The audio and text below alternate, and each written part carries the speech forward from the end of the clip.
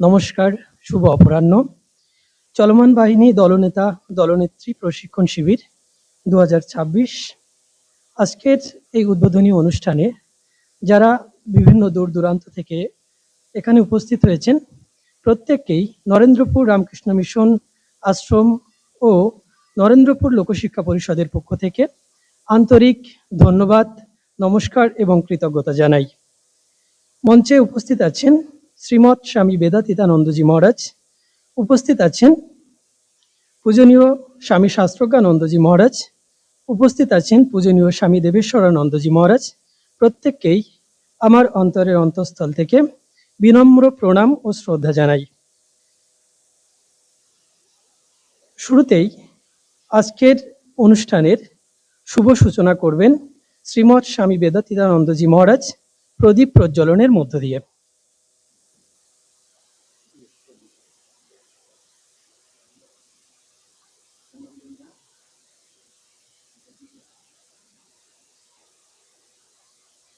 প্রদীপ প্রজ্বলন করছেন শ্রীমৎ স্বামী বেদাতীতানন্দজি মহারাজ, correspondent Ramakrishna mission শিল্প মন্দির, বেলুর মঠ, হাওড়া।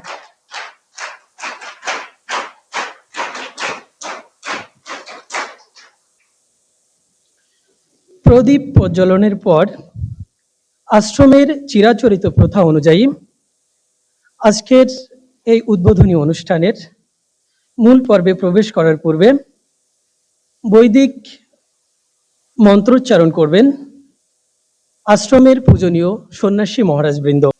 ওম শ্রী গুরুভ্যো নমঃ। হরি ওম। সহনাও ভবতু সহনৌ ভুনক্তু সহ বীর্যং করবাবহৈ তেজস্বিনাবধীতমস্তু মা বিদ্বিষাবহৈ। ওম শান্তি শান্তি শান্তি। হরি ওম। শন্নো মিত্রঃ শং বরুণঃ শন্নো ভবত্বর্য়মা শন্ন ইন্দ্রো বৃহস্পতিঃ শন্নো বিষ্ণুরুক্রমঃ।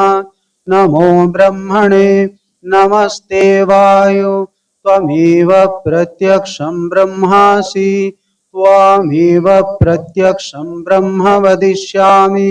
ऋतं वदिष्यामि सत्यं वदिष्यामि। तन्मामवतु तद्वक्तारमवतु। अवतु माम् अवतु वक्तारम्। ॐ शान्ति शान्ति शान्तिः। हरिः ॐ। पूर्णमदः पूर्णमिदं पूर्णात् पूर्णमुदच्यते पूर्णस्य पूर्णमादाय पूर्णमेवावशिष्यते। ॐ शान्ति शान्ति शान्तिः। हरिः ॐ तत्सत्। শ্রীরামকৃষ্ণার্পণমস্তু। বৈদিক মন্ত্রোচ্চারণের পর অনুষ্ঠানের উদ্বোধনী সঙ্গীত পরিবেশন করবেন পূজনীয় স্বামী শিবাধীশানন্দজি মহারাজ, রামকৃষ্ণ মিশন আশ্রম, নরেন্দ্রপুর।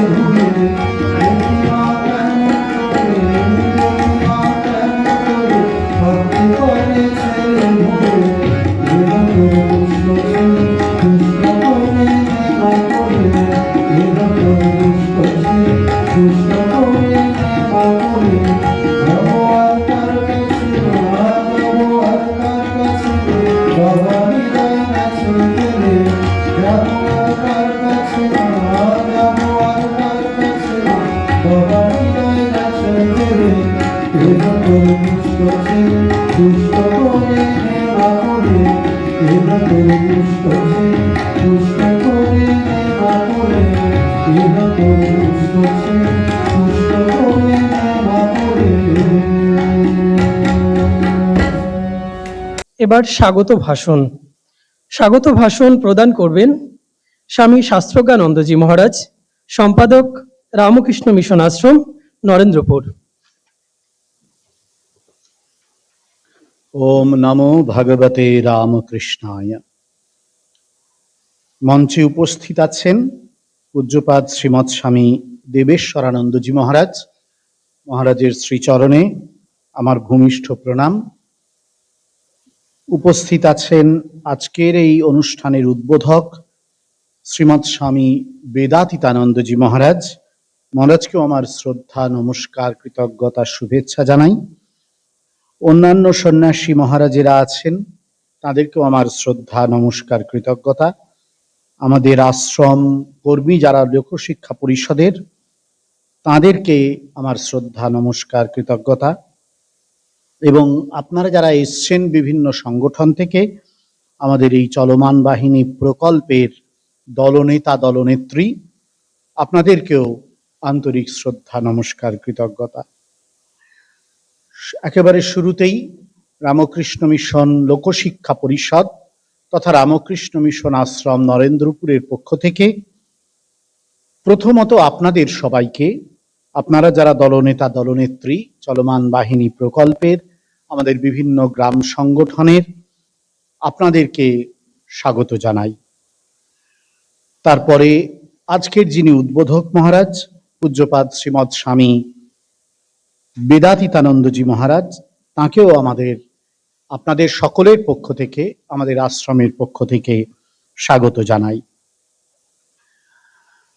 আমাদের এই চলমান বাহিনী প্রকল্পটি, আমি বেদাতীতানন্দজি মহারাজের সঙ্গে কথা হচ্ছিল, আমি মহারাজের সঙ্গে বেশ কিছুদিন টানা আমাদের বেলুর মঠের রামকৃষ্ণ মিশন সারদাপীঠ যে আশ্রম আছে, সেই আশ্রমে মহারাজের সঙ্গে থাকার সৌভাগ্য হয়েছিল আমার। আমরা দুজনেই জানি যে ওখানেও একটি অনুরূপ প্রকল্প রয়েছে, তার নাম বিবেক বাহিনী। প্রায় একই প্রকল্প এখানেও, চলমান বাহিনী এর নাম। শুধু এখানে আমাদের এই চলমান বাহিনীর পরিসরটি অনেক বেশি বিস্তৃত এবং আমাদের দলনেতা, দলনেত্রী সংখ্যা তথা সংগঠনের সংখ্যাও অনেক বেশি। এবং সত্যিকারের কথা এটাও আমার মনে হয়েছে যে আমাদের যে পুরো প্রকল্পটি চলমান বাহিনীর, তার যে বৈচিত্র্য, সেটিও এখানে ওখানকার বিবেক বাহিনীর যে প্রকল্প, তার যে পরিকাঠামো বা তার যে পরিবেশনা, দুদিক থেকেই একটু বৃহৎ আকার। এক একটা আশ্রমে এক এক রকম ভাবে এই প্রকল্পগুলো চলে, সেটা সবাই আমরা জানি। চলমান বাহিনী এই প্রকল্পটি লোকশিক্ষা পরিষদের অনেক পুরাতন প্রকল্প। আমি সমাজ শিক্ষা পত্রিকার পুরনো সংখ্যাগুলো যখন দেখছিলাম, একেবারে প্রথম দিককার সংখ্যা, তখনই দেখেছি যে তখন থেকেই পূজ্যপাদ স্বামী লোকেশ্বরানন্দজি মহারাজ, পূজ্যপাদ স্বামী প্রভানন্দজি মহারাজ এবং পূজ্যপাদ স্বামী উমানন্দজি মহারাজ, এই যে তিনজনের নাম আপনাদের কাছে করলাম, আপনারা, আমার মনে হয় না এই তিনজনের কাউকে দেখেছেন, হয়তো দু একজন দেখে থাকতে পারেন যারা দলনেতা দলনেত্রী, কিন্তু এই তিনজনই, কেউ কেউ হয়তো দেখে থাকতে পারেন, এই তিনজনই এখন আমাদের মর্তধামে আর নেই। এবং এই তিনজনই আমাদের রামকৃষ্ণ মিশন আশ্রম নরেন্দ্রপুরের সঙ্গে, বিশেষত তার লোকশিক্ষা পরিষদের কার্যাবলীর সঙ্গে অঙ্গাঙ্গিভাবে জড়িত। পূজ্যপাদ স্বামী লোকেশ্বরানন্দজি মহারাজের স্বপ্নসম্ভূত এই প্রতিষ্ঠান। তিনি স্বপ্ন দেখেছিলেন যে গ্রামে গ্রামে স্বামীজির আদর্শ অনুযায়ী মানুষের মধ্যে কাজ করতে হবে, সেবার কাজ করতে হবে, এবং প্রত্যেকটি গ্রামের মধ্যে ঠাকুরমা স্বামীজির ভাব প্রচার করিয়ে দিতে হবে। যে ভাব প্রচারে অংশগ্রহণ করবে সেই গ্রামের অল্প বয়স্ক ছেলেমেয়েরা, তরুণ তরুণীরা, যুবক যুবতীরা, এটা ছিল মহারাজের পরিকল্পনা। এবং সেই পরিকল্পনাকে বাস্তবায়িত করবার উদ্দেশ্যেই তিনি যার উপর প্রথমত নির্ভর করেছিলেন তিনি হচ্ছেন পূজ্যপাদ স্বামী প্রভানন্দজি। যদিও যখন পূজ্যপাদ প্রভানন্দজি এই প্রতিষ্ঠানের দায়িত্ব নিলেন, তখন এই প্রতিষ্ঠানের নাম লোকশিক্ষা পরিষদ হয়নি, তখন এর একটা অন্য নাম ছিল, সংক্ষেপে ISER। এবং সেটি প্রথম ডিরেক্টর হিসেবে প্রভানন্দজি যখন দায়িত্ব নিলেন, তখনও তিনি রামকৃষ্ণ মঠ মিশনের এই সন্ন্যাসী সংঘে যোগদান করেননি, তিনি প্রথম ডিরেক্টর হিসেবে ছিলেন। এবং তখন তারা যে পরিকল্পনা করেছিলেন সেটা ঠিক এরকমই ছিল, যে এইরকম বিভিন্ন গ্রামে গ্রামে ঠাকুরমা স্বামীজির ভাব অনুযায়ী একটি সংগঠন থাকবে, একটি আশ্রম থাকবে, এবং সেই আশ্রমের মধ্যে যারা কাজ করবেন তারা ঠাকুরমা স্বামীজির ভাবটাকে আয়ত্ত করবার চেষ্টা করবেন এবং স্বামীজির আদর্শ অনুযায়ী জীবন গঠনের চেষ্টা করবেন। সেটা ছিল সদ্য স্বাধীন ভারত, 1956, 57, 58, 59, 60, 61 এই সময়ের কথা। সেই ভারতে নতুন সমাজ, নতুন দেশ গঠনের একটা আহ্বান এসেছিল, একটা দাবি পৌঁছেছিল, এবং সেটাকে কেন্দ্র করেই এই নতুন পরিকল্পনা নিয়েছিলেন পূজ্যপাদ মহারাজেরা। স্বামীজি একটি চিঠিতে লিখেছিলেন বিদেশ থেকে তার গুরু ভাইদের, গাঁয়ে গাঁয়ে যা, ঘরে ঘরে যা, লোকহিতে জগতের কল্যাণ কর। এই যে গাঁয়ে গাঁয়ে যা, ঘরে ঘরে যা, এটি হচ্ছে যেন লোকশিক্ষা পরিষদের এই জাতীয় চলমান বাহিনী জাতীয় প্রকল্পের উৎস। তবে এটা সত্যিকারের কথাই যে এই প্রকল্পটি সেই সময়ে চলমান বাহিনী নামে চালু হয়নি, কিন্তু গ্রাম সংগঠনের মধ্যে বা গ্রামীণ আশ্রম তৈরির মধ্য দিয়ে এই পরিকল্পনাগুলো সেই সময় বাস্তবায়িত হওয়া শুরু হয়েছিল। নামটা হয়তো এরকম ছিল না। নিশ্চয়ই এখানে উত্তর 24 পরগনার স্বামীজি সেবা সংঘ থেকে কেউ এসছেন? স্বামীজি সেবা সংঘ থেকে হাত তুলুন দেখি। হ্যাঁ, এসছেন। এই স্বামীজি সেবা সংঘ কিন্তু এই সময়ের সংগঠন। হ্যাঁ, একেবারে আমাদের কাছে নথিপত্র আছে এবং ওনারাও জানেন, স্বামীজি সেবা সংঘ আজও যারা চালান তারা জানেন পূজ্যপাদ লোকেশ্বরানন্দজি এটি তৈরি করেছিলেন। এখন একটি বিরাট বড় আশ্রম, অত্যন্ত সুন্দর পরিচালিত আশ্রম। এরকম ভাবেই শুরু হয়েছিল। লক্ষ্য ছিল যে আমাদের গ্রাম বাংলায় এই জাতীয় কিছু তরুণ তরুণী, যুবক যুবতী মানুষকে গড়ে তোলা, যারা স্বামীজির আদর্শে দেশ গড়ার কাজে, সমাজ গড়ার কাজে নিজেদেরকে সমর্পিত করবে। নিশ্চয়ই তারা সমাজে রোজগারপাতি করবে, তাদের পরিবারের ভরণ পোষণ চালাবে, নিশ্চয়ই তারা তাদের বাবা মাকে দেখবে, এই সংসার জীবনে প্রবেশ করবে। কিন্তু তার পাশাপাশি স্বামীজির যে দেশ গঠনের আহ্বান, জাতি গঠনের আহ্বান, সেটিকে তারা নিজের বুকের মধ্যে নিয়ে, নিজের হৃদয়ে নিয়ে তারা নিজেদেরকে তৈরি করবে। এবং লোকশিক্ষা পরিষদ সেই সময়ে এই প্রকল্পটির কথা এইভাবে ভেবেছিল। পরবর্তীকালে সেটিকেই আরো সংগঠিত, বিস্তৃত রূপ দেওয়া হয়েছে।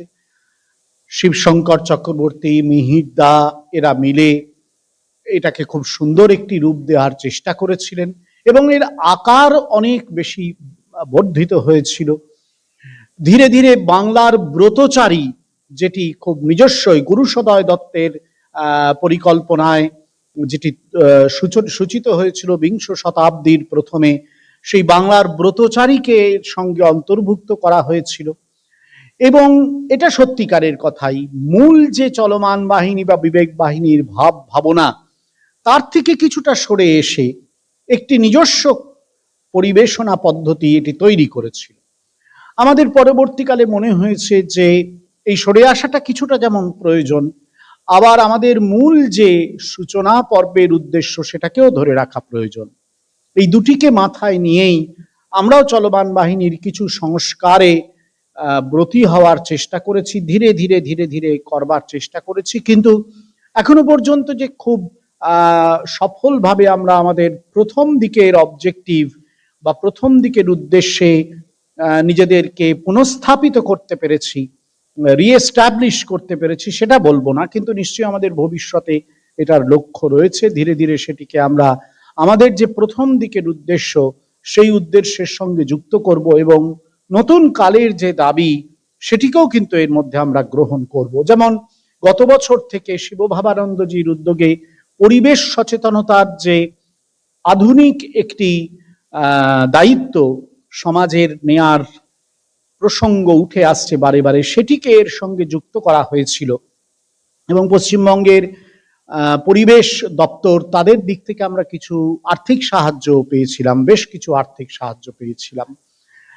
নতুন যুগের দাবি দাওয়া যে চাহিদা, তার সঙ্গে আমাদের মূল উদ্দেশ্য যেটা যেভাবে শুরু হয়েছিল সেটিকে আরো কিভাবে মেশানো যায় এবং স্বামীজির আদর্শে নতুন দেশ, নতুন সমাজ গঠন কিভাবে করা যায়, আমাদের যে জাতীয় চেতনা, ভারতীয় চেতনা, সেটিকে আমরা কি করে আমাদের মধ্যে নিয়ে আসতে পারি, সেটা একটা বড় লক্ষ্য এই জাতীয় প্রকল্পের। এবং আপনারা সেটাকে এখান থেকে শিখে নিয়ে গিয়ে এই 150টি, 60টি, 70টি সংগঠনের যে 30-35 জন আপনাদের অধীনে বা আরো বেশি কখনো কখনো বা একটু কম আপনাদের অধীনে শিশু কিশোররা প্রশিক্ষিত হবে, তাদের মধ্যেও এটাকে ঢোকাবার চেষ্টা করবেন, এটা আমাদের কাছে প্রত্যাশিত। প্রসঙ্গত এটাও জানিয়ে রাখি যে কোনো ক্ষেত্রে আমরা দেখছি আমাদের কোনো গ্রাম সংগঠনের এই চলমান বাহিনীর নেতা নেত্রীরা তারা এখান থেকে প্রশিক্ষণ নিয়ে যাচ্ছেন, কিন্তু নিজেদের জায়গায় গিয়ে ভালো করে মন দিয়ে কাজটি করছেন না।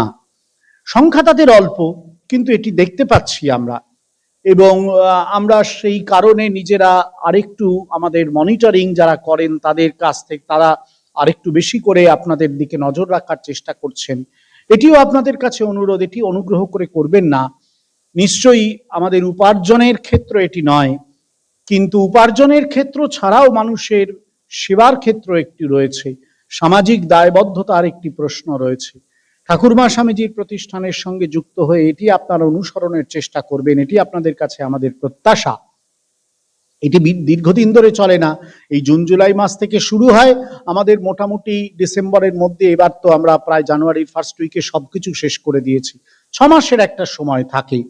সুতরাং এই সময়টুকু যেন আপনারা খুব ভালোভাবে এই প্রকল্পটি যা শিখে গেলেন সেটি আপনাদের গ্রাম সংগঠনে রূপায়িত করার চেষ্টা করবেন, এটা কিন্তু আপনাদের কাছে আমরা প্রত্যাশা করি। ঠাকুরমা স্বামীজির কাছে প্রার্থনা করি আমাদের এই শিবির যেন সফল হয়, তারা যেন আপনাদের ভিতরে প্রবেশ করেন, যাতে আপনাদের ভিতরে একটি নতুন জীবন গঠনের প্রেরণা তৈরি হয় এবং সে প্রেরণা আপনারা যেন আপনাদের যে ছাত্রছাত্রীরা, প্রশিক্ষার্থীরা আপনাদের কাছে এসে পৌঁছবে তাদের কাছে পৌঁছে দিতে পারেন। আবার আমাদের বেদাতীতানন্দজি মহারাজকে স্বাগত জানাই, আমাদের এই পরিসরে আপনাদেরকে স্বাগত জানাই। আমার বিশ্বাস বেদাতীতানন্দজি মহারাজের আজকের ভাষণ আপনাদের কাছে খুব আকর্ষণীয় মনে হবে। আমার সবসময় মনে হয়, আমি ওর ভাষণ শোনার জন্য অপেক্ষা করে থাকি। অত্যন্ত মানে সুন্দর একটি, মানে আমাদের মঠ মিশনে যারা এখন খুব ভালো বক্তৃতা দেন, মহারাজ তাদের মধ্যে একজন, এবং যুবকরা মহারাজের চারপাশে কেন্দ্র করে ঘোরে। সুতরাং মহারাজের মতন সাধু এবং মহারাজের মতন এত একজন দক্ষ প্রশাসক ও সংগঠককে আমরা আমাদের মধ্যে পেয়ে আনন্দিত। আমার মনে হয় তার ভাষণ আপনাদের খুব ভালো লাগবে। আবার সকলকে স্বাগত জানাই, ঠাকুরমা স্বামীজির কাছে সকলের কল্যাণ প্রার্থনা করি। ধন্যবাদ, নমস্কার।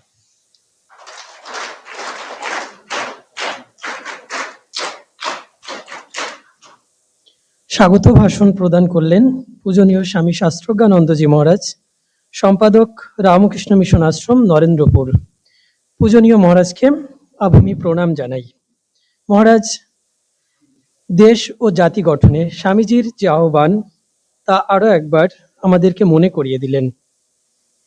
অনুষ্ঠানের এই পর্বে চলমান বাহিনী প্রসঙ্গে বক্তব্য রাখবেন শ্রী স্বপন কুমার ঘড়ুই মহাশয়, চলমান বাহিনী বিভাগ, রামকৃষ্ণ মিশন লোকশিক্ষা পরিষদ, নরেন্দ্রপুর।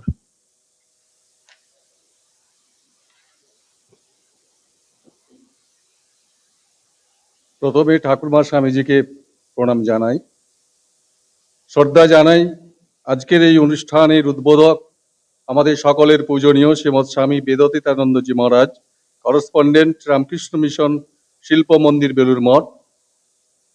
শ্রদ্ধা এবং প্রণাম জানাই আমাদের সকলের পূজনীয় আশ্রম সম্পাদক শ্রীমৎ স্বামী শাস্ত্রাজ্ঞানন্দজি মহারাজ। প্রণাম জানাই আমাদের সহ সম্পাদক শ্রীমৎ স্বামী দেবেশ্বরানন্দজি মহারাজ সহ সকল পূজনীয় সন্ন্যাসী বৃন্দদের। আন্তরিক অভিনন্দন, শ্রদ্ধা, নমস্কার জানাই আমাদের রামকৃষ্ণ মিশন লোকশিক্ষা পরিষদের পালনীয় যে 3টি কর্মসূচি আছে আবশ্যিক গ্রাম সংগঠনের, তার অন্যতম একটি প্রিয় কর্মসূচি হচ্ছে চলমান বাহিনী। যারা তৃণমূল স্তরে গ্রাম সংগঠনে নেতৃত্ব দিয়ে এই কর্মসূচি রূপায়ণে দায়ভার গ্রহণ করেন, সেই দলনেতা দলনেত্রীদের আমরা সবাই অবগত। কিছুক্ষণ আগে আমাদের পূজনীয় সম্পাদক মহারাজজি চলমান বাহিনীর ইতিবৃত্তান্ত সম্পর্কে বিস্তারিতভাবে আমাদের সামনে উপস্থাপিত করেছেন। এটা আমাদের খুব গ্রাম সংগঠন যারা আমরা করে থাকি, আমরা দেখেছি যে শুধু আজ নয়, প্রায় 6 দশকেরও বেশি ধরে এই কর্মসূচি গ্রামীণ খেলা দিয়ে শুরু হয়ে আজকে ক্রমবিবর্তনের মধ্য দিয়ে চলমান বাহিনী একটা প্রাতিষ্ঠানিক রূপ নিতে চলেছে। শুধু তাই নয়, আমরা দেখেছি গত বছর মহারাজ যেটা বললেন, পূজনীয় শিববাবানন্দজির একটা উদ্যোগে আমরা পরিবেশের উপর একটি কর্মসূচি এর মধ্যে ইনক্লুড করেছি। কোন কোন সংগঠন তার বিবেক বাহিনী, এই চলমান বাহিনীকে বিবেক বাহিনী নাম দিয়েছেন। তার মাধ্যমে এই পরিবেশ বান্ধব কর্মসূচিকে রূপায়িত করার একটা পরিকল্পনা গ্রহণ করেছিলেন। কিন্তু তখন আমরা দলনেতা দলনেত্রীদের কাছে এই কর্মসূচিটি সম্পর্কে বিস্তারিত ধারণা দেওয়ার কোনো অবকাশ ছিল না, কারণ যে সময়ে আমরা সরকারের কাছ থেকে অনুমোদন পেয়েছিলাম সেটি আমাদের শিশু সমাবেশের প্রাক্কালে। তাই এবছর আমরা এই 7 দিন শিবিরের মধ্যে আমাদের পূজনীয় শিববাবানন্দজি মহারাজ, কয়েকজন আমাদের এটিসির যিনি আছেন যারা অধ্যাপক, তাদের এই ধারণাটা দেবে যে চলমান বাহিনীর সাথে এই পরিবেশ বান্ধবের কতটা দায়বদ্ধতা। আমরা বিবেক বাহিনী করি বা দলনেতা দলনেত্রী করি, শুধু নাচ গান নয়, সমাজের মধ্যে কিছু কাজ করার যে অবকাশ থাকে, যা প্রচেষ্টা আমরা করতে পারি, সেটা কিন্তু এই পরিবেশ বান্ধব একটি অন্যতম প্রয়াস। এখানে একটাই লক্ষ্য যে আমাদের দলনেতা দলনেত্রীরা এখানে তারা সেই ধারণা সম্পর্কে সুস্পষ্ট তারা জ্ঞান লাভ করে যাবে। তারা শিশুর মাধ্যমে সেইটাকে তাদের প্রভাব বিস্তার করবে তার পরিবারের, এবং পরিবার থেকে সমাজ, সমাজ থেকে দেশে ছড়িয়ে পড়বে। সেই ধারণাগুলো আপনাদেরকে এই 7 দিনের মধ্যে কিছু ক্লাস আমরা দেব। গতবারে আমাদের কয়েকটা গান ছিলেন, পূজনীয় সম্পাদক মহারাজজি বলেছিলেন যে আমার শিশুরা কেন ওই গানটা করতে পারছে না, যে আমরা ওই সচেতন হও যে গানটা ছিল আমাদের, তো কিন্তু সেখানে আমাদের শিশুদের মধ্যে এই গানটা আমরা করতে পারিনি। এবারে কিছু জিনিস উনি সংশোধন বা সংযোজন করেছেন। যেমন সমস্ত পরিবেশের যে দুটো গান আমাদের মধ্যে আছে, কিছু সময়ের মধ্যে উনি আমাদের সহায়িকা যে প্রশিক্ষণ সহায়িকা উনি উদ্বোধন করবেন, সেখানে সমস্ত শিশুদের মধ্যে সেটাকে আমাদের গড়ে তুলতে হবে। সাথে যে সমাপ্তি সঙ্গীতের মধ্যে আমার শিশুরা থাকে সেটাও আমাদের মধ্যে থাকতে হবে, সেটা আপনাদের কাছে আমরা বিস্তারিতভাবে বলবো। 7 দিন আপনারা যেভাবে আমরা আগে দেখেছি, আগে 5-7 বছর আগে যে চলমান বাহিনী যেভাবে আমরা সংগঠনে চালাতাম, বিগত 3 বছর ধরে একটা একটা এই অংশগ্রহণ কোন সংগঠন করবেন একটা প্রসেস চালু করেছিলেন আমাদের সম্পাদক মহারাজজি। স্কোরিং সিস্টেম করেছিলেন যে সকলে এসে আমরা এখানে এন্ট্রি নিতে পারবো তা না, একটা স্কোরিং মার্ক আছে, 3 নম্বর যে সংগঠন পাবে সে এই কর্মসূচিতে অন্তর্ভুক্ত করতে হবে। তাতে আমরা দেখেছি বিগত 3 বছর আগে 138টি সংগঠন প্রথমে শুরু হয়েছিল স্কোরিং এ, তারপরে বছর আমরা দেখেছি 152টি সংগঠন অন্তর্ভুক্তি করেছে, এবছর প্রায় 1691 মানে 169টি সংগঠন। ক্রমান্বয়ে এটা আমরা প্রথমে যারা সংগঠন বলেছিল এইরকম করলে কি হবে, সংগঠন গোটা করবে, কিন্তু আস্তে আস্তে কম্পিটিশন এবং গুণগত মান, যেটা মহারাজ বলছেন মনিটরিং সিস্টেমটা আমরা বাড়িয়েছি, আর আরো কিভাবে এটাকে বিস্তার করা যায় শিশুদের মধ্যে সেটা আমাদের দেখতে হবে। গত বছর আমাদের এই সব কর্মসূচিতে 4700 শিশু কিশোর যাদের বয়স আমাদের 14 বছর 6 থেকে 14 বছরের মধ্যে থাকে সেই শিশুরা অন্তর্ভুক্তিকরণ হয়েছিলেন। আগে 3035 আস্তে আস্তে করে বাড়ছে, আর এই পরিবেশটাকে নেওয়ার ফলে আরো শিশুদের মনে একটু আগ্রহ বেড়েছে। আমরা 7 দিন ভালোভাবে এটাকে আমরা রপ্ত করব, আমরা যতটা বেশি শিখে যাব। এবছর প্রায় আমরা 60-70 জন নতুন ক্যান্ডিডেট উপস্থিত হয়েছেন। তো তাদেরকে মধ্যে পুরনোর মধ্যে যারা আছে তারা সমবেতভাবে কিন্তু আমরা যৌথভাবে এটাকে শিখে যাব। আরেকটা বিষয়, আমরা পরবর্তী সময় যে আছে আপনাদের সময় 4টার সময় ক্লাস, এই প্রশিক্ষণের প্রত্যাশা রূপরেখা নিয়ে আমরা আলোচনা করব। সবাই ভালোভাবে এই প্রশিক্ষণ গ্রহণ করবেন। পূজনীয় মহারাজজি যিনি আমাদের আজকের উদ্বোধক, ওনাকে আমরা সকলের পক্ষ থেকে প্রণাম জানাই, পূজনীয় সম্পাদক মহারাজজিকে প্রণাম জানাই, সকল সন্ন্যাসীদের প্রণাম জানাই। ধন্যবাদ, নমস্কার।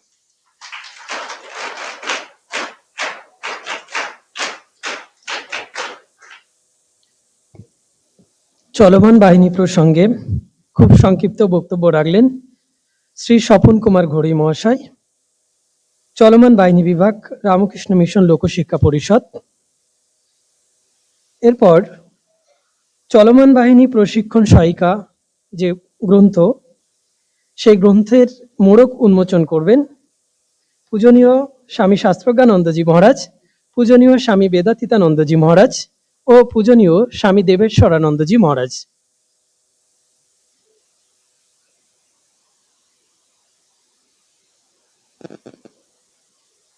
পূজনীয় মহারাজগণ, চলমান বাহিনী দলনেতা প্রশিক্ষণ শিবিরের যে প্রশিক্ষণ সহায়িকা বই, তার মোড়ক উন্মোচন করছেন।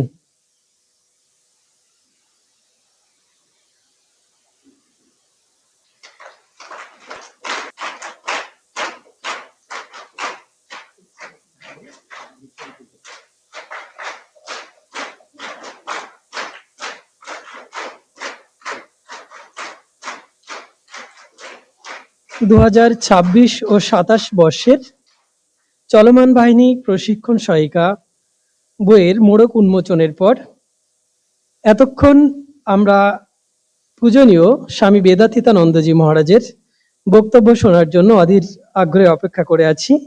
এই পর্বে বক্তব্য রাখবেন শ্রীমৎ স্বামী বেদাতীতানন্দজি মহারাজ, করেসপন্ডেন্ট, রামকৃষ্ণ মিশন শিল্প মন্দির, বেলুড় মঠ, হাওড়া।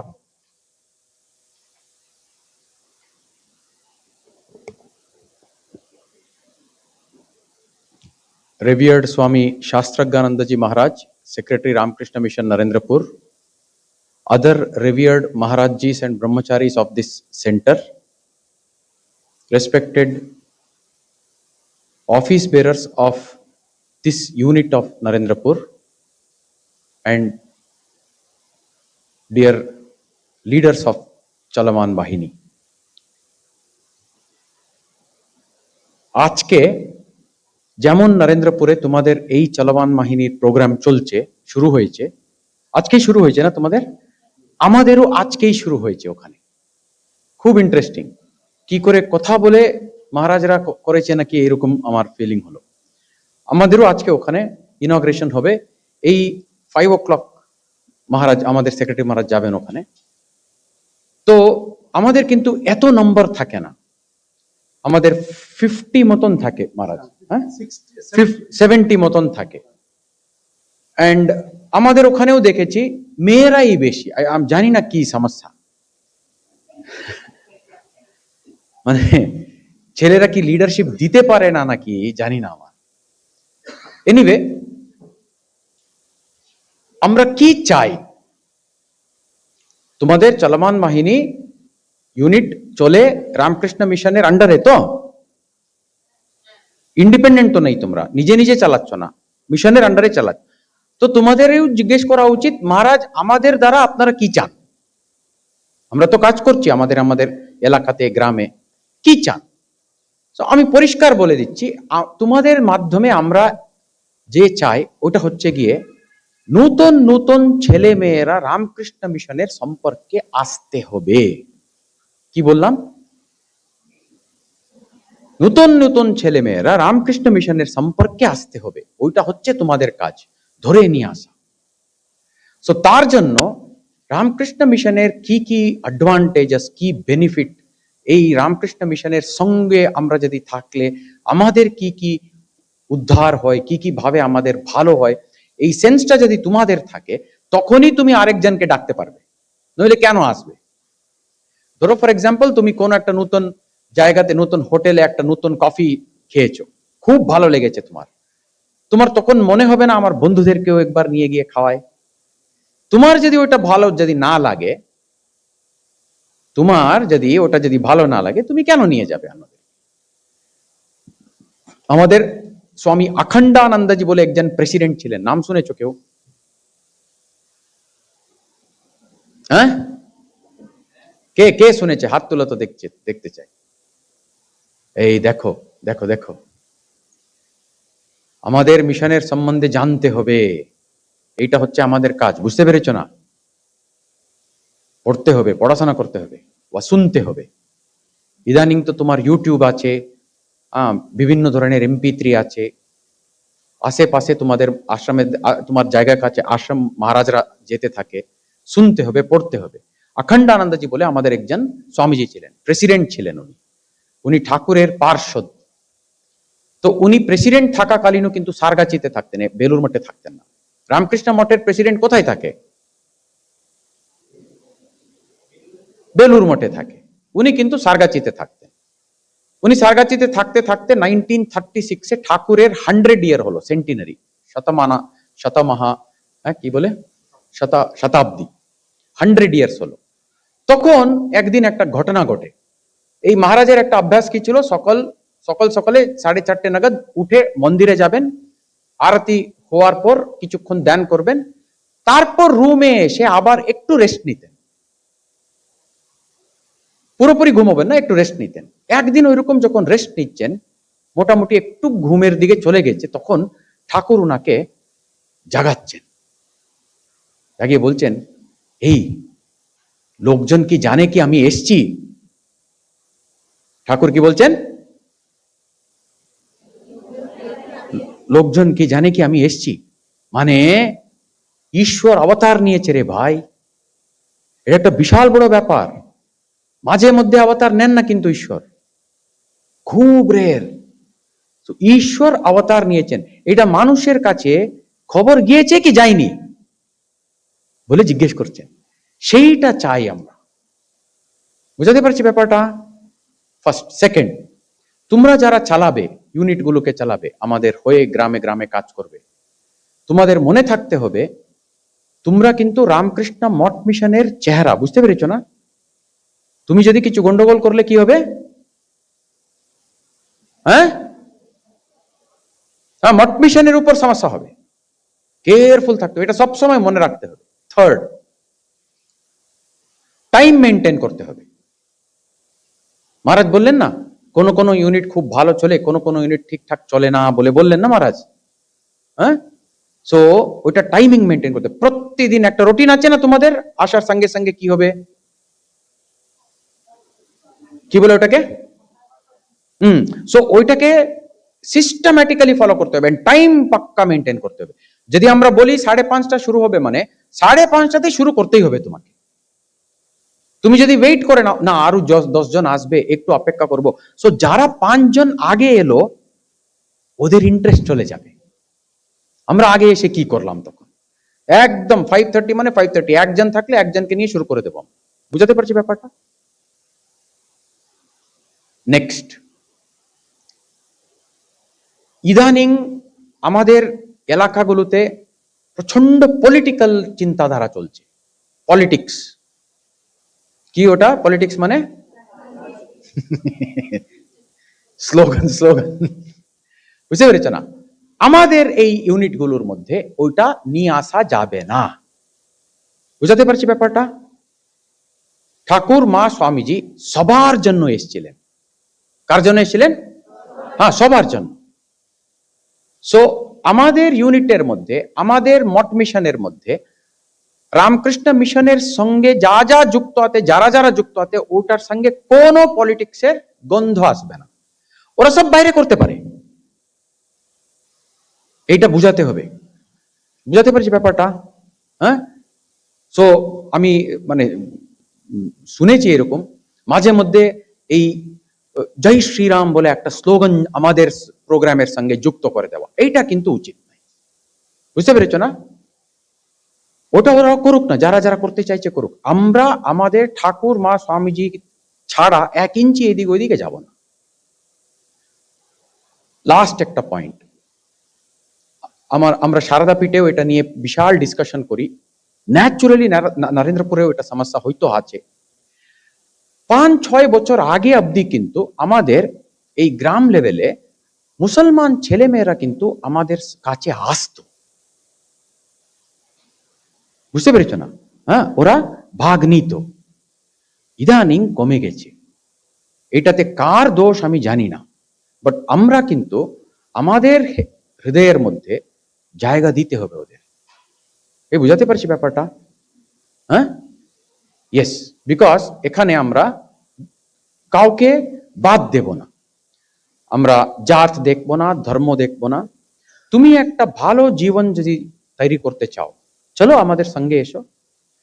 তোমাদের ইউনিটের সঙ্গে কিছুদিন সম্পর্কে থাকার পর ধীরে ধীরে ওদেরকে তোমাদের কাছে, মানে নরেন্দ্রপুর আশ্রমের কাছে ওদেরকে নিয়ে আসতে হবে। তোমাদের একটা এরকম প্রোগ্রাম হয় না, যখন সব স্টুডেন্টস আসে, তোমাদের একটা মেলা মতো, আমাদের একটা হয় তোমার যখন এখানে হয়, 7টা সেন্টারে হয়। বুঝতে পেরেছ না? তো ওইখানে তোমাদের ইউনিটের ছেলে মেয়েদেরকে নিয়ে এসে এই আমাদের মহারাজরা যারা যাবে ওদের কাছে নিয়ে যেতে হবে। মহারাজ, এই ছেলে নতুন এসছে। বুঝাতে পারছি ব্যাপারটা? হ্যাঁ, একটা সংস্থা তৈরি করার ব্যাপার রে ভাই, এটা সংস্থা তৈরি করার ব্যাপার। সংস্থা যখন আমরা তৈরি করব, যত মেম্বার্স আছে প্রত্যেকের উপর কিন্তু অ্যাটলিস্ট আমার নজর থাকবে। তুমি ইউনিট হেড, তুমি তো, তোমার আন্ডারে তো একটা ইউনিট চলে নাকি? হ্যাঁ কি না? হ্যাঁ, সবার নাম জানো তো? না না না, জানতে হবে, নাম জানতেই হবে। না তখন যা ইন্টারেস্ট যা ডেভেলপ হবে, এটা আলাদাই জিনিস। আমরা সেইটা চাই। হ্যাঁ, সো বড় বড় লোক, যত লোকজন আছে, নেপোলিয়ন নাম শুনেছো তোমরা? নেপোলিয়ন বোনাপার্টে কি করতো? রাজা ছিল রে, রাজা, ভয়ঙ্কর জেনারেল। ওর সম্বন্ধে বলা হতো, ও নাকি ওর আর্মিতে যতজন সোলজার ছিল সবার নাম জানতো। এই জন্য সারা জীবন কোনো ব্যাটল হারলই না, বিকজ মন প্রাণ দিয়ে দেবে। কেন? নেতা আমার নাম জানে। বুঝতে পারছি ব্যাপারটা? একদম ভিতরে ঢুকে ইচ ইউনিট, ইচ স্টুডেন্ট, আমাদের যা মেম্বার্স আছে ওদের সম্বন্ধে আমরা জানবো, ওদের সঙ্গে কথাবার্তা হবে। ওদেরকে আমাদের ওই নিয়মের মধ্যে থাকতে হবে। একটা রুটিন আছে না আমাদের, তার মধ্যে রাখতে হবে। প্রতিদিন যখন আসবে একই রকম নিয়ম ফলো করা হবে, টাইমিং মেনটেন করা হবে, পলিটিক্সের গন্ধ থাকবে না আমাদের কাছে। বুঝতে পেরেছ না? হিন্দু মুসলিম খ্রিস্টান সব কিন্তু আসতে পারে এখানে। ঠাকুর সবার জন্য এসেছিলেন, ঠাকুর শুধু হিন্দুদের অবতার নেই, ঠাকুর সবার অবতার। তো এখানে তোমরা 7 দিন থাকবে। এখানে 7 দিনে তোমাদেরকে একটা রুটিনের মধ্যে রাখার চেষ্টা থাকবে। এখানে সকালবেলা উঠতে হবে, তারপরে একটা প্রার্থনা হবে, তারপর কিছু যোগাসনও হয়তো শেখানো হবে।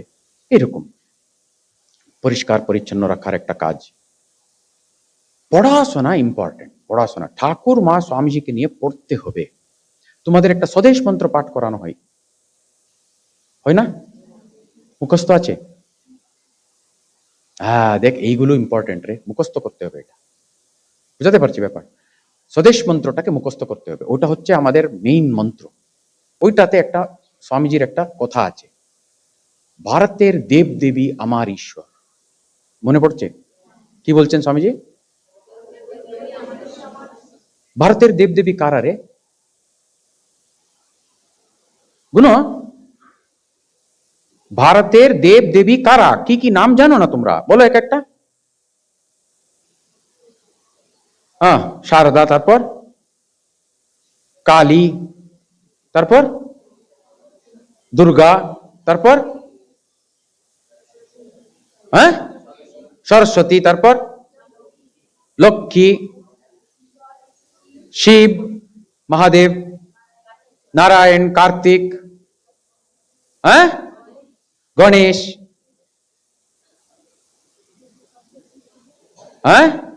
সন্তোষী মা। ঠিক ঠিক বলেছো, সন্তোষী মা, তারপর শীতলা মা, সূর্যদেব। এই দেখো, এইটাই আমি বলতে চাই, স্বামীজি কিন্তু বললো না হিন্দুদের দেব দেবী আমার ঈশ্বর, এই কথা বললো না, বাট তোমরা কিন্তু ওর মধ্যেই আছো। ইনার শব্দটা কি ছিল? ভারতের দেব দেবী আমার ঈশ্বর। ভারতে এরা যারা নাম বলেছে সব আছে, আরো কেউ আছে নাকি?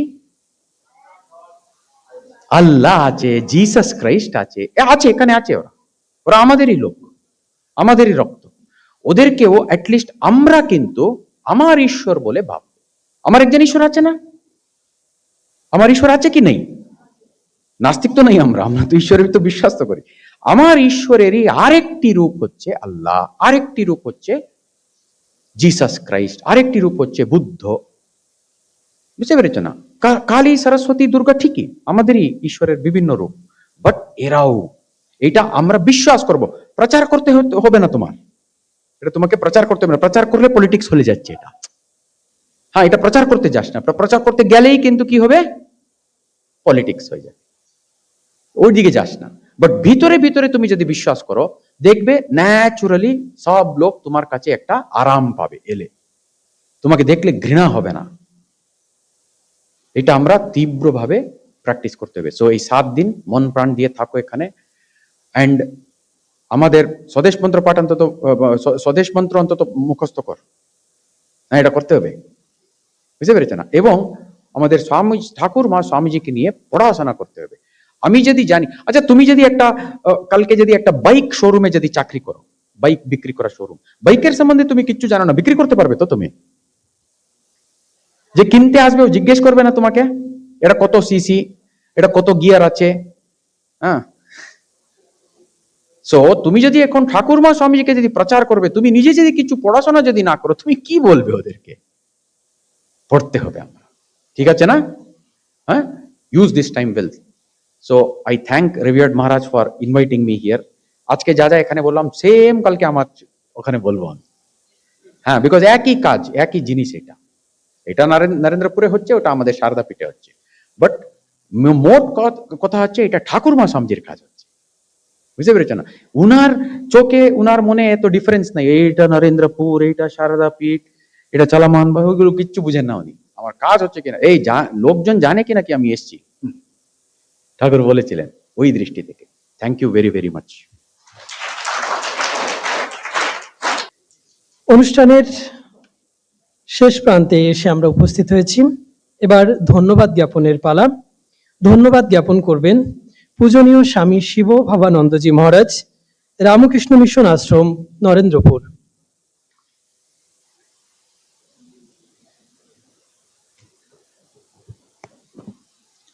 ওম পরতত্ত্বে সদা লীন রামকৃষ্ণের সমাজ্ঞয়া যো ধর্ম স্থাপনরত বীরে সন্তম নমামহ। শ্রী শ্রী ঠাকুরমা স্বামীজি চরণে প্রণাম জানাই পূজনীয় সম্পাদক মহারাজ, পূজনীয় সহ সম্পাদক মহারাজ, এবং শ্রদ্ধা সহ নমস্কার জানাই স্বামী বেদাতীতানন্দজি মহারাজকে, যিনি তার সময় নষ্ট করে আমাদের এই অনুষ্ঠানে এসছেন উদ্বোধক হিসাবে, এবং সত্যি খুব ভালো বক্তব্য রেখেছেন, যাতে আমাদের যারা আছে এখানে বিভিন্ন জায়গা থেকে এসছেন তারা উৎসাহিত বোধ করবে। অনুষ্ঠানের শেষ পর্ব ধন্যবাদ জ্ঞাপন। প্রত্যেককে আমার ধন্যবাদ, নমস্কার ও শ্রদ্ধা জানাই। চলমান বাহিনী, এতক্ষণ যা বক্তব্য আপনারা শুনলেন, প্রত্যেকেই জেনেছেন যে চলমান বাহিনীটি কি এবং আমাদের উদ্দেশ্য কি হবে, কিভাবে এগিয়ে নিয়ে যাওয়া হবে। পরবর্তী সময়ে এই কদিন আপনারা সবই জানতে পারবেন। শ্রী শ্রী ঠাকুরমা স্বামীজির জীবনী যেমন আলোচনা হবে, একই সঙ্গে অন্যান্য সামাজিক বিষয়েও আপনাদের সঙ্গে কথাবার্তা বলা হবে। তার সঙ্গে মূল যে উদ্দেশ্য, চলমান বাহিনীর কিছু গান ও নৃত্য অবশ্যই আপনাদের শেখানো হবে। সেখানেও একটু বৈশিষ্ট্য আছে যে ঠাকুরমা স্বামীজির জীবনীর আলেখ্যে যেমন কিছু গান আছে, দেশাত্মবোধক গান আছে, ব্রতচারী আছে, আবার কিছু পরিবেশ বান্ধব গানও আছে। অতএব মূল উদ্দেশ্য হচ্ছে চলমান বাহিনীর যে উদ্দেশ্য, যে ঠাকুরমা স্বামীজির আদর্শকে এগিয়ে নিয়ে যাওয়া এবং সেই আদর্শের কিছুটা সমাজে ছড়িয়ে দিতে পারা, এটাই হচ্ছে আমাদের উদ্দেশ্য। স্বামীজি সবসময় ইতিবাচক শিক্ষার কথা বলেছেন। আমাদের মধ্যেও সেই জিনিসগুলোই আপনাদের দেওয়া হবে যেগুলো সত্যিকারের ইতিবাচক হবে। আপনাদের বই যে দেওয়া হবে তাতে যে যে গানের যে সূচি করা হয়েছে, সেটা দেখলেই আপনারা বুঝতে পারবেন কি কি আপনাদের শেখানো হবে। একই সঙ্গে একটা রুটিন তো অবশ্যই আছে, তাতেও দেখবেন প্রত্যেক দিন বিভিন্ন বিষয় নিয়ে আলোচনা আছে। একটাই অনুরোধ আমাদের তরফ থেকে, আপনারা এত পরিশ্রম করে এসছেন, এখানে থাকবেন, হয়তো অনেক কষ্টও হবে, কিন্তু যে জিনিসগুলো আপনাদের দেওয়ার চেষ্টা করা হবে সেগুলো আন্তরিকভাবে গ্রহণ করার চেষ্টা করবেন। তার কারণ আন্তরিকভাবে গ্রহণ না হলে পরবর্তীকালে আপনারা যে সমাজে যেগুলো ছড়ানোর বা দেওয়ার চেষ্টা করবেন সেটাও ভালোভাবে হবে না। নামটা চলমান বাহিনী। এই কর্মসূচির যে শেষ লগ্নে, অর্থাৎ যেদিনকার আপনারা শেখার পরিবেশন করবেন, সেদিনকার জন্য আমরা এই চলমান জীবন এই কথাটা আপনাদের থেকে পাই। সবাইকে আমার আন্তরিক ধন্যবাদ, শ্রদ্ধা ও নমস্কার জানাই, এবং শ্রী শ্রী ঠাকুরমা স্বামীজির কাছে প্রার্থনা জানাই আপনারা যে উদ্দেশ্যে এসেছেন, আমরাও যে উদ্দেশ্যে আপনাদের এখানে এনেছি এবং কিছু দেওয়ার চেষ্টা করব, সেটা যেন সঠিকভাবে গ্রহণ করতে পারেন। সবাইকে আমার ধন্যবাদ, নমস্কার ও শ্রদ্ধা।